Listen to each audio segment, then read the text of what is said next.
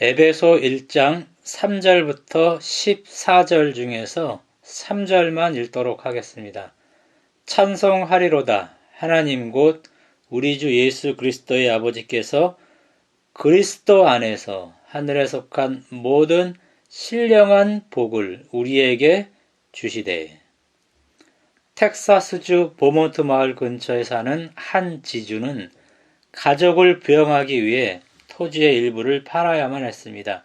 그때 한 정유회사가 그 땅에 석유가 묻혀 있을 것 같으니 땅을 파도록 허락해 준다면 로열티를 내겠다고 제안했습니다.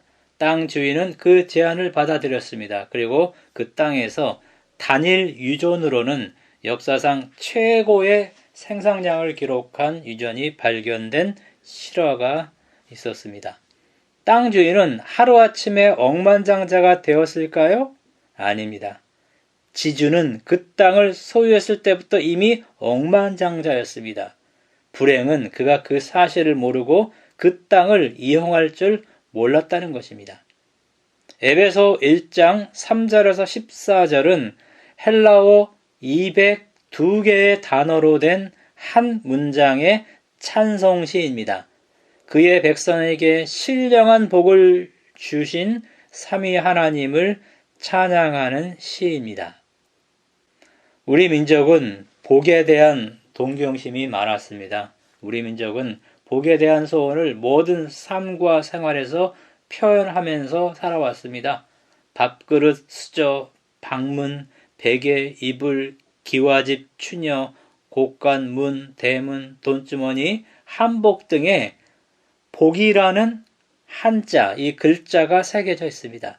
새해 인사도 복 많이 받아라 라는 덕담이 가장 많습니다. 우리 민족은 천지신명, 조상, 들, 강산, 바다용왕, 큰 바위, 큰 나무에 복을 빌기도 했습니다. 모든 종교는 복을 약속하고 있습니다. 기독교에는 불행하게도 기복신앙이 침투해 들어왔습니다. 기독교인들은 예수님 믿고 세속적인 복을 받으세요 라고 전도를 합니다. 그러나 성경에서 말하는 복은 세속적인 복이 아닙니다. 오늘 3절에 보니까는요, 하늘에 속한 모든 신령한 복이라고 말합니다. 하나님이 이미 준 그 복은 구체적으로 무엇인가요? 신령한 복이죠.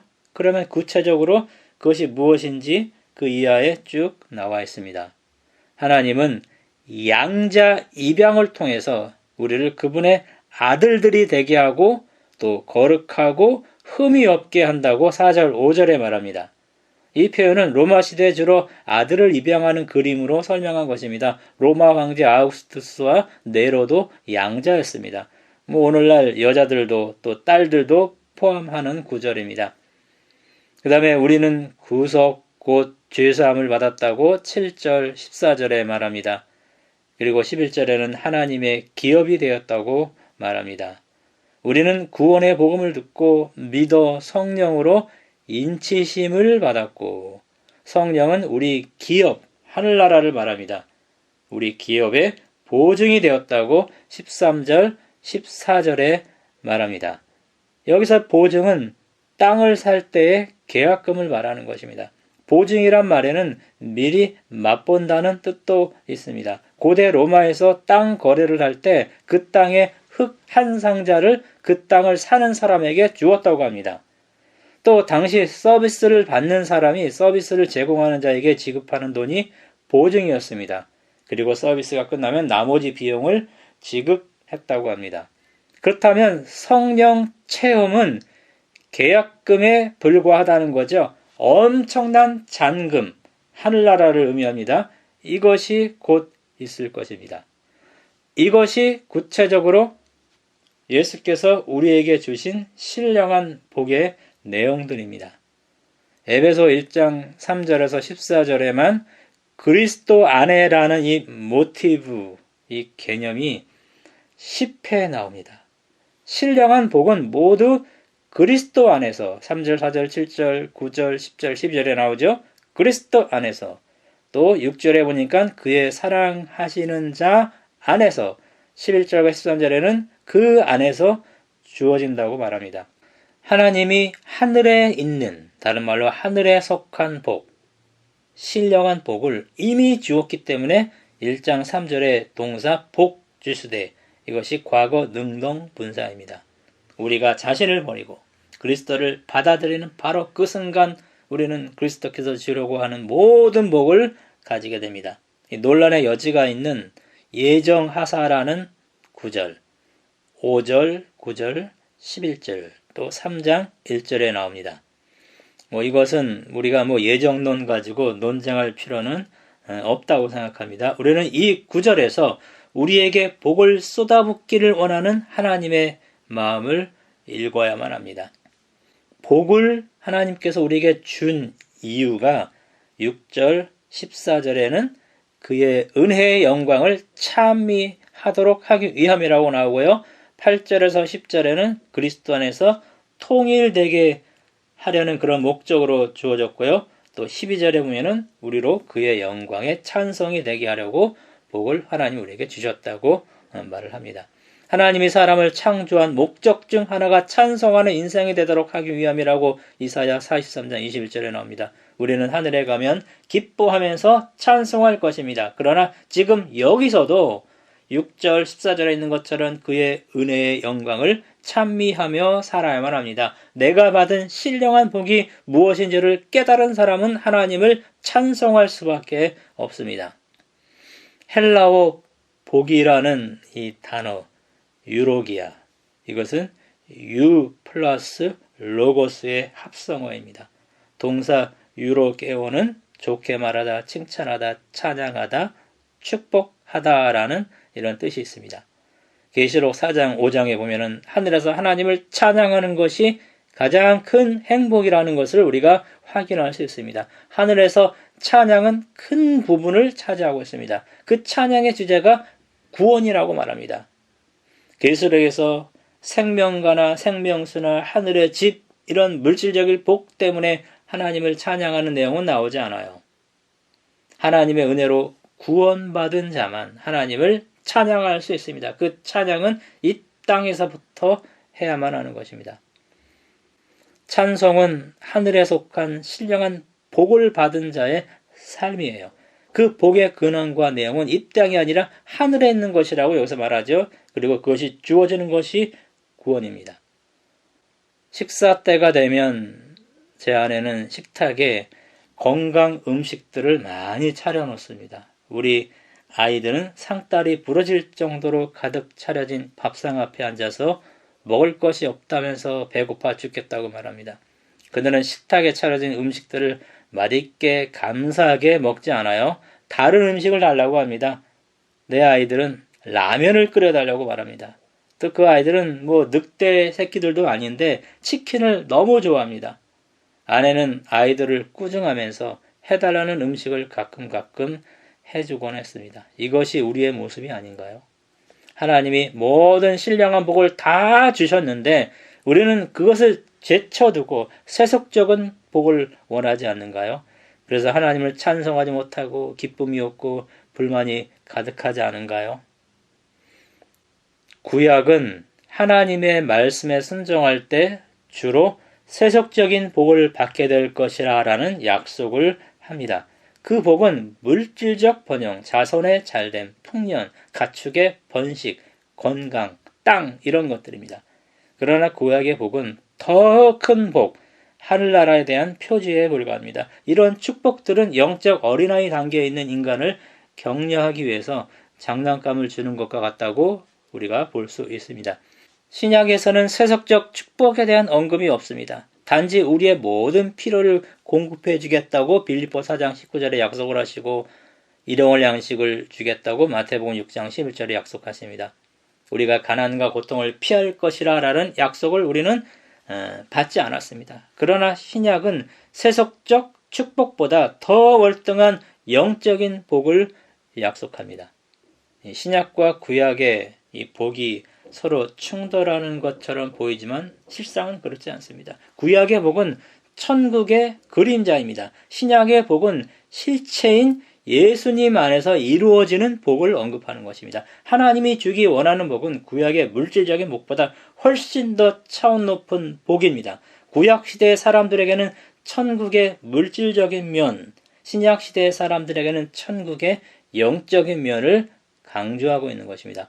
오늘 우리는 하늘에 속한 신령한 축복을 내 것으로 누리며 살아야만 합니다. 그러면 세속적인 복에 매달려 그것에 연연해야 하지 않을 것입니다. 사람들이 여전히 장난감 수준의 현실적이고 물질적인 복에 매달리는 이유는 무엇인가요? 그것은 예수님이 주시는 신령한 복을 누리지 못하기 때문입니다. 물질의 복을 받았을 때만 할렐루야라고 외치는 자는 어쩌면 어린 아이 신앙에 속한 것입니다. 지혜와 지식의 모든 그 보화가 예수님 안에 있다고 말합니다. 죄사함, 거룩함, 의로움, 평강, 승리, 그리고 하나님의 임재의 축복들은 모두 예수님 안에 있는 것입니다. 이러한 하늘의 복을 누리는 사람들은 이 세상의 물질적 복에 매달리지 않게 될 것입니다. 대학 입시가 과열된 우리나라에서 공부 잘하는 것이 복입니다. 그러나 자연에서 먹을 것을 채취하며 사는 열대 부족들은요, 공부 잘하는 것을 복으로 여기지 않습니다. 우리가 복으로 여겨야 할 것, 그것은 바로 신령한 복입니다. 세상 사람들은 하늘에 속한 신령한 복보다 세상에 속한 복을 원합니다. 교인들 대다수는 둘 모두를 원하면서 현실적으로는 세속적인 복에 더 관심을 두는 것 같습니다. 하나님이 모든 신령한 복을 주셨습니다. 그러나 세속적인 복은 모두 준 것이 아닙니다. 세상 사람들이 말하는 복은 무엇인가요? 유교에서는 삼복과 오복을 말합니다. 삼복은 연명장수, 부귀영화, 평강, 안녕입니다. 오복은 장수하는 것, 물질적으로 넉넉하게 사는 것, 몸이 건강하고 마음이 편안한 것, 우환이 없는 것, 도덕을 잘 지키는 것을 좋아하는 것, 제명대로 살다가 죽는 것을 말합니다. 유교에서의 이 복들은 모두 현세적인 복들입니다.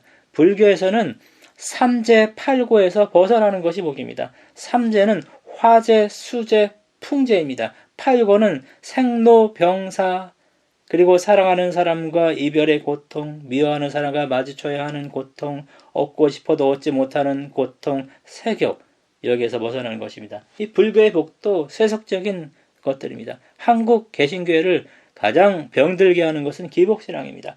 본해퍼의 말처럼 십자가가 우리에게 물질의 복을 던져주는 복 방망이로 변질된 것입니다. 예수님을 우리가 원하는 것을 다 들어주는 요술장애로 생각하는 그리스도인이 많은 것 같아요. 기독교 안에 부와 건강을 담보로 복음을 파는 사이비 교파들도 있습니다.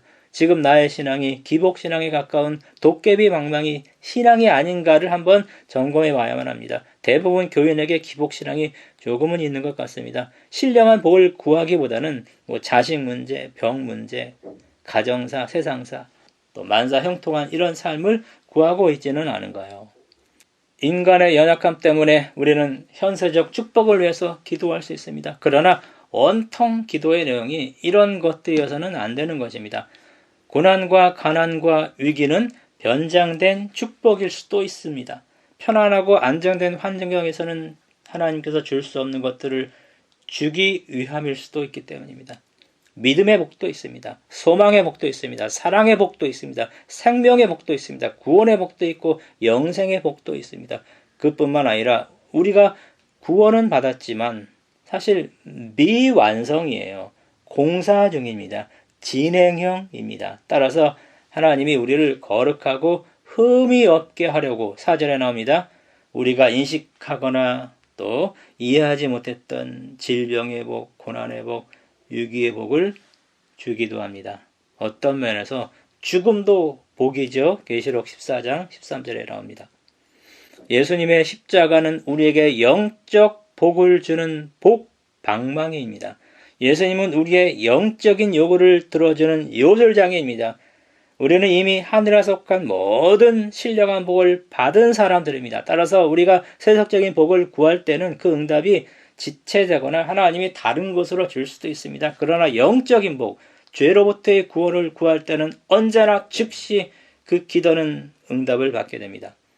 헬라어 유로게오에 해당하는 히브리어가 바라크입니다. 무릎을 꿇다, 축복하다, 찬양하다라는 뜻입니다. 참된 복은 하나님 앞에 무릎 꿇는 것입니다. 하나님 앞에 무릎 꿇고 죄로부터의 구원, 이게 신령한 복입니다. 이것을 구하는 기도는 언제나 즉시 응답이 됩니다. 복이라는 한자를 보면 왼쪽에는 볼시가 있어요. 오른쪽 위에는 한일자가 있고 그 밑에 입구자가 있고 그 밑에 밭전자가 있습니다. 한 사람이 먹을 땅을 볼 수 있으면 복이다라는 뜻입니다. 이 복이라는 한자 풀이의 기초에서 그저 입에 풀칠할 밭 한 뼘이 있으면 그것이 복이다라는 소박한 정의도 있습니다. 하나님 앞에 무릎 꿇어서 신령한 복을 받고 입에 거미줄 치지 않고 입에 풀칠할 정도만 되면 세속적 복을 받았다고 생각해도 되는 것입니다. 어떤 시에 보니까요, 돈으로 살 수 있는 것들과 살 수 없는 것들을 나열했습니다. 숙면, 지혜, 식욕, 아름다움, 사랑, 가정, 건강, 교양, 평안, 기쁨, 구원, 천국, 이것들은 돈으로 살 수 없습니다. 반면에 침대, 책, 음식, 장신구, 선물, 집, 약, 사치품, 이런 것들은 돈으로 살 수 있습니다. 돈으로 살 수 없는 것들을 소유하면서 돈으로 살 수 있는 것들을 가지는 것은 좋은 것입니다. 성경은 누구에게나 돈으로 살 수 없는 신령한 복을 약속했습니다. 돈으로 살 수 있는 복은 보너스 개념입니다. 하나님이 줄 수도 있고 주지 않을 수도 있습니다. 그리스도인이 신앙생활을 제대로 하면 이 세속적 복을 받을 확률이 높은 것뿐입니다. 우리는 이미 그리스도 안에서 돈으로 살 수 없는 복, 에베소 1장 3절에서 14절에 나옵니다. 이것을 받았습니다. 느끼거나 말거나 우리는 모두 인생이 역전되었습니다. 인생이 대박난 사람들입니다. 이 사실을 깨달은 사람은 하나님을 찬송합니다. 찬송의 이유는 세속적인 복 때문이 아니라 신령한 복 때문입니다. 신령한 복은 파면 팔수록 그 귀함의 끝을 알 수 없습니다. 성경이라는 밭에 그 복이 감춰져 있습니다. 우리는 그 복의 가치를 채 0.1%도 깨닫지 못하는 것 같습니다. 그 복의 가치를 깨달아 알아가는 행복을 경험하면서 거기 비례해서 주님을 찬송하는 삶을 살아가시는 우리 모든 성도 되기 바라면서 말씀 마치겠습니다.